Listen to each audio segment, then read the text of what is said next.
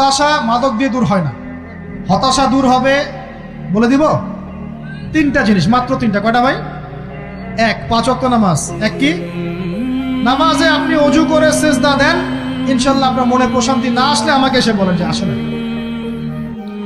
চোখের পানি, মনের আবেগ যা আছে আপনার ভিতরে, কষ্ট, দুঃখ, যন্ত্রণা, সব আল্লাহকে ঢেলে দিবেন ইনশাল্লাহ। নিজের আবেগ ধরে রাখবেন এখানে, আপনি আল্লাহর জন্য ঢেলে দিবেন। মানুষকে আবেগ দেখা কি লাভ? মানুষ আপনার চোখের পানির মর্ম বুঝবে? মানুষ কি মানুষের চোখের পানির মর্ম বুঝে? আপনার পিতা যদি মারা যায়, আমার কাছে এসে দোয়া চান কান্নাকাটি করে, আমি দোয়া করতে পারবো, কিন্তু আমি কিন্তু আপনার ফিলিংসটা বুঝতে পারবো না। আপনার অনুভূতি কে বুঝতে পারবেন? আল্লাহ পাক আপনার ঘাড়ের রগের চেয়েও কাছে আছে। সুবহান সুবহান, আল্লাহ পাক ঘাড়ের রগের চেয়ে কাছে আছে। গতকালকে বাংলাদেশের একজন বরেণ্য আলেমের সাথে একটা কনফারেন্সে ছিলাম। উনি বলছিলেন যে এক ব্যক্তি, এটা শোনেন, এক ব্যক্তি খুব তার শখ যে তিনি সাহাবীদের মতো নামাজ পড়া শিখবেন। কথা বুঝতে পারছেন? সাহাবীদের মতো নামাজ শিখবেন। তো একজন বরেণ্য আলেমের কাছে এসেছেন, এসে বলছেন যে আমাকে সাহাবীদের মতো নামাজ শিখিয়ে দেন। তখন সেই আলেম আরেকজন আলেমের সন্ধান দিয়েছেন, যা তুমি তার কাছে যাও, তিনি শেখাবেন।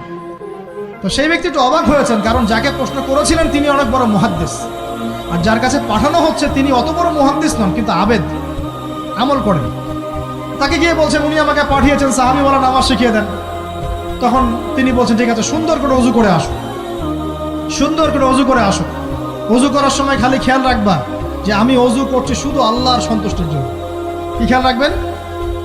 ওযু করছি শুধু আল্লাহকে রাজি খুশি করার জন্য ওযু করছে, আর কোনো উদ্দেশ্য নাই আমার। ওযু করতে যাচ্ছে, তিনি আবার বলছেন দাঁড়াও, শুধু আল্লাহকে রাজি খুশি করার জন্য ওযু করো। আবার শুরু করছেন, আবার বলছেন শোনো, শুধু আল্লাহকে রাজি খুশি করার জন্য ওযু করো। এভাবে বলতেই আছেন, নামাজে দাঁড়িয়েছেন, দাঁড়ানোর আগে বলছেন শোনো, শুধু আল্লাহকে রাজি খুশি করার জন্য নামাজ পড়ো। বলতেই আছেন। এক পর্যায়ে সে ব্যক্তি নামাজ শুরু করলো, নামাজে মনোযোগ এদিক ওদিকে যায়, আর তার মাথায় এটা আসে, এই শুধু আল্লাহকে রাজি খুশি করার জন্য আমাকে নামাজ পড়তে হবে, শুধু আল্লাহকে রাজি খুশি করার জন্য নামাজ পড়তে হবে। এই চিন্তা তার মনের মধ্যে ঘুরপাক খাচ্ছে। এভাবে নামাজটা সে শেষ করে চিন্তা করছে যে নামাজ তো পুরোপুরি মনোযোগ দিতে পারলাম না। বারবার মাথার মধ্যে এরকম চিন্তা আসছে, আল্লাহ আমাকে তো মাফ করে দাও, নামাজটা আমার মনে হলো না ঠিক মতো। তখন সে ফিরে এসে তার সে ওস্তাদকে বলছেন আমার তো নামাজ এরকম করে পড়লাম, কিন্তু শেষমেশ মনে হলো যে নামাজটা হয়তো কবুল হয় নাই, আল্লাহর কাছে খুব মাফ চাইলাম, আল্লাহ আমাকে মাফ করে দাও, নামাজটা মনে হলো না। তখন সেই যে প্রথম ব্যক্তি যিনি পাঠিয়েছেন তিনি বলছেন এটাই হলো সাহাবী বলা নামাজ। তারা আল্লাহকে রাজি খুশি করার জন্য নামাজ পড়তেন, নামাজ শেষ করে আল্লাহর কাছে ইস্তেগফার করতেন, আল্লাহ কিছুই হলো না, কিছুই হলো না। আমার কথা কি বুঝতে পারছেন? অতএব আল্লাহকে রাজি খুশি করার জন্য আপনি আপনার আবেগ, আপনার ইবাদত সব ফেলে দিবেন, অন্য কারোর কাছে কিছু পাওয়ার আশা করি। আমাকে আল্লাহ পাঠিয়েছেন দুনিয়াতে নামাজ পড়তে, রোজা রাখতে, দিনের প্রচার করতে, দিনের জ্ঞান অর্জন করতে, এই তো। তা আমি একজন মেয়ের জন্য জীবন নষ্ট করে দেবো কেন? আমি তাহলে আল্লাহর কাছে কি মুখ দেখাবো, আর নবীর কাছে কি মুখ দেখাবো? ওখানে গিয়ে বলবো আল্লাহ আমি আমার অমুক প্রেমিকার জন্য আশেক হয়ে একদম জীবন দিয়ে দিয়েছি, আত্মহত্যা করেছি। গেছে ভাই, যাইতে দেন। যে ব্যক্তি আপনার অবস্থানকে মূল্যায়ন করে নাই সে আপনার যোগ্য ছিল না। এখন আপনি কি করবেন? নিজের অবস্থান উন্নত করেন, আপনার পিছনে লাইন ধরে ঘুরবে ইনশাআল্লাহ।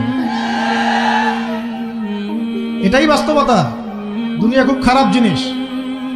মানুষের অবস্থানকে মূল্যায়ন করে, মানুষের অবস্থানকে মূল্যায়ন করে, কিন্তু আল্লাহ রাব্বুল আলামিন আপনাকে সর্বাবস্থায় ভালোবাসেন। আলহামদুলিল্লাহ। এই যে আমরা এখন অনেক পাপ করছি না, আল্লাহ কি আমাদেরকে আযাব দিয়ে ধ্বংস করে দিয়েছেন? আল্লাহ পাক এখনো আমাদেরকে ভালোবাসেন, রহম করেন, আল্লাহ পাক অপেক্ষা করছেন কখন তওবা করবে, আমি তওবা কবুল করব। এই কখন আমার বান্দা খালি একবার বলে আস্তাগফিরুল্লাহ, আল্লাহ পাক সাথে সাথে মাফ করে দিবেন। সেই আল্লাহকে ভুলে আপনি কার পিছনে ছুটছেন? আমরা কিন্তু নিয়াত করতে পারি ভাই যে আমরা যারা ওয়াজ শুনলাম জীবনে কোনোদিন সিগারেটে হাত দিব না ইনশাআল্লাহ। রাজি আছি ভাই? অন্য বড় বড় জিনিস তো বহুত দূরের কথা। আচ্ছা, অনেকে রাজি হয় নাই কেন? আপনারা কি অলরেডি আসক্ত? আমি অনেক ভাইকে দেখেছি মাশাআল্লাহ ইফতার খুলেই একদম বেনসন টানা শুরু করে। হ্যাঁ, এটা যে হারাম আপনাদের কেউ ওয়াজ করে শোনায় নাই? এটাকে কি মনে করেন আপনারা, হারাম না হালাল? কেউ বলেছে মাকরু, নাকি মাকরু ফতোয়া দিয়েছেন? মাকরু শব্দের অর্থ জানেন আপনি? মাকরু শব্দের অর্থ কি শোনেন, সূরা বনী ইসরাঈল খুলবেন। কোন সূরা? সূরা বনী ইসরাঈল আল্লাহ পাক বলছেন আমি বনু ইসরাইলকে এই কাজগুলো করতে নিষেধ করেছি। কোন কোন কাজ?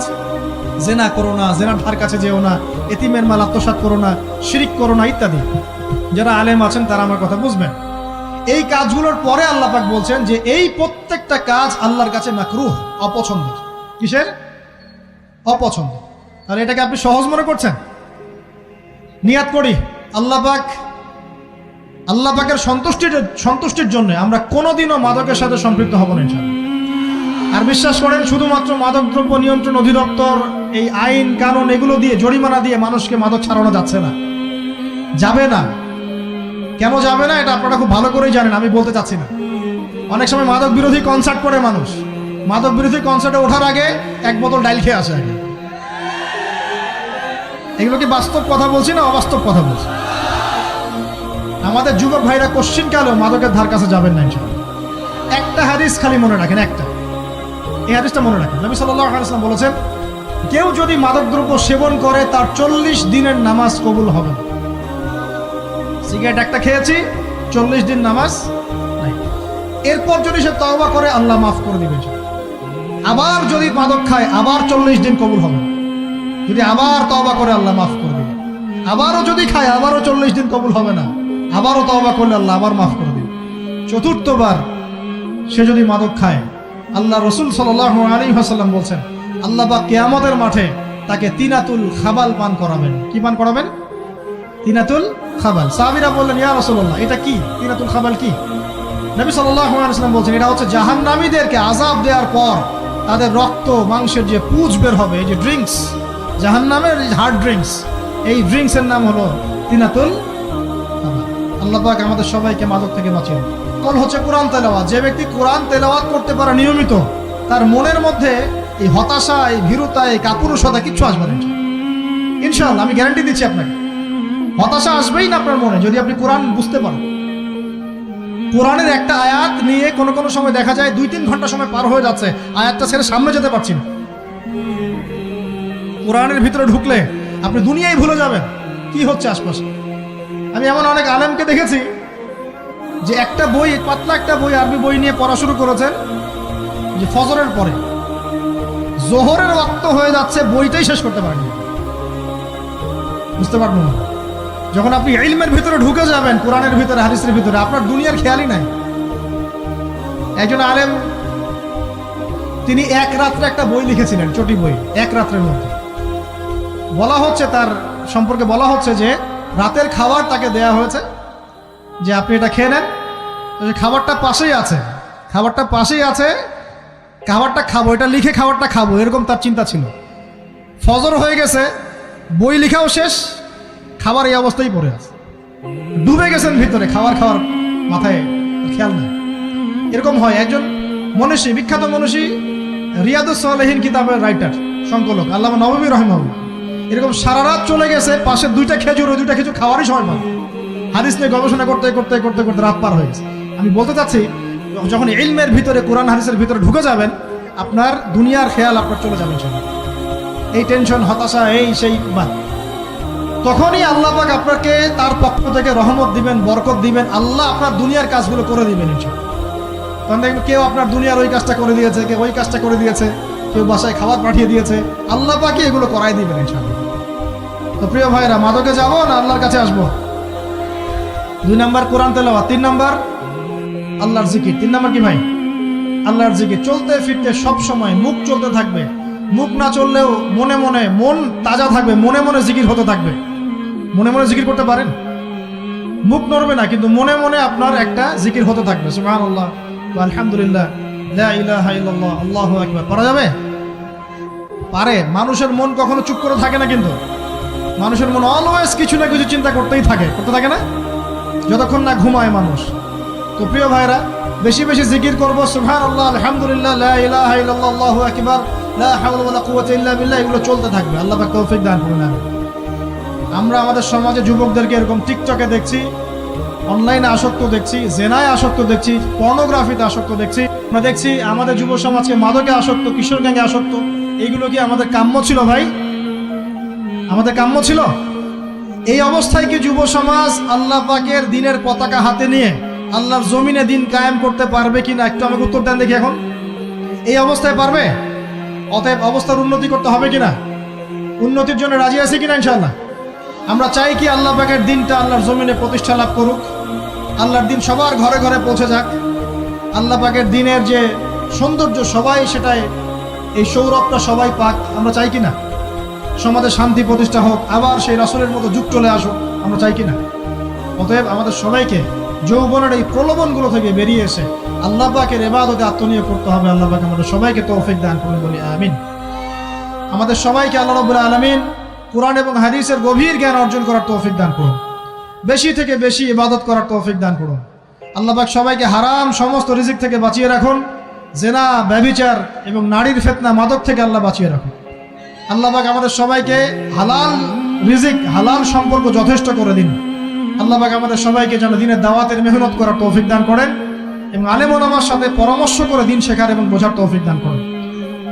যুবতী দিনী বোনদের জন্য, এখানে বোনরা আছেন না? আছেন কি না? দিনী বোনরা আছেন?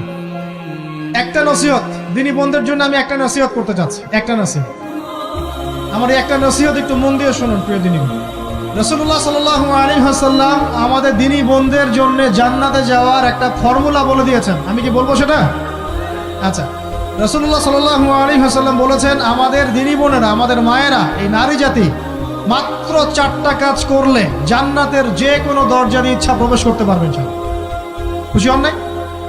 কয়টা কাজ? মাত্র 4টা। এক, যদি আমাদের দিনী বোনেরা 5 ওয়াক্ত নামাজটা ওয়াক্ত মতো পড়ে, আল্লাহ পাক তৌফিক দান করুন, বলি আমিন। 2 নাম্বার, যদি তারা রমাদান মাসের রোজাটাকে ঠিক মতো আদায় করতে পারে।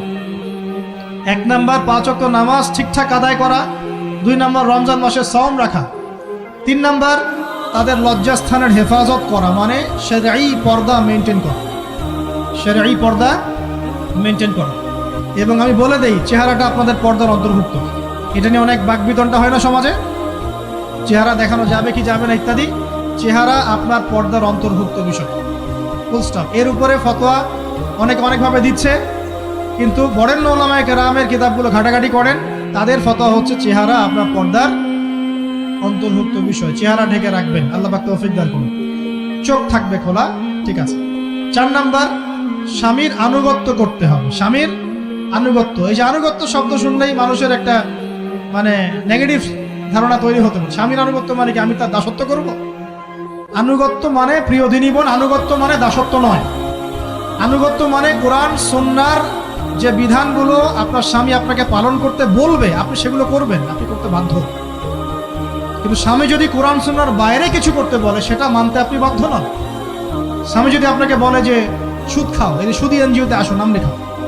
স্বামী যদি আপনাকে বলে যে আসো বেপর্দায় বাইরে যাই, সাজুগুজু করে বের হও, চলো ঘুরে আসে বেপর্দায়। স্বামী যদি বলে দেবরকে একটু খাবারটা দিয়ে আসো, আমার অফিসের কলিগ আসছে, খাবার পরিবেশন করো, আসো ডাইনিংয়ে আসো, এই যে হারাম কাজ, বেপর্দার আদেশ করছে, সুদের আদেশ করছে, আপনি সেগুলো পালন করবেন না। কিন্তু হালাল বৈধ যে কোনো বিষয় আপনি স্বামীর আনুগত্য করবেন, এটা আপনার উপর ফরজ। এই 4টা কাজ যদি আপনি করতে পারেন, জান্নাতের যে কোনো দরজা দিয়ে ইচ্ছা আপনি প্রবেশ করতে পারবেন ইনশাআল্লাহ। আল্লাহ পাক আমাদের দিনী বোনদেরকে এই 4টা কাজ করার তৌফিক দান করুন। আমাদের সবাইকে আল্লাহ পাক জান্নাতের জন্য কবুল করুন, বলি আমিন।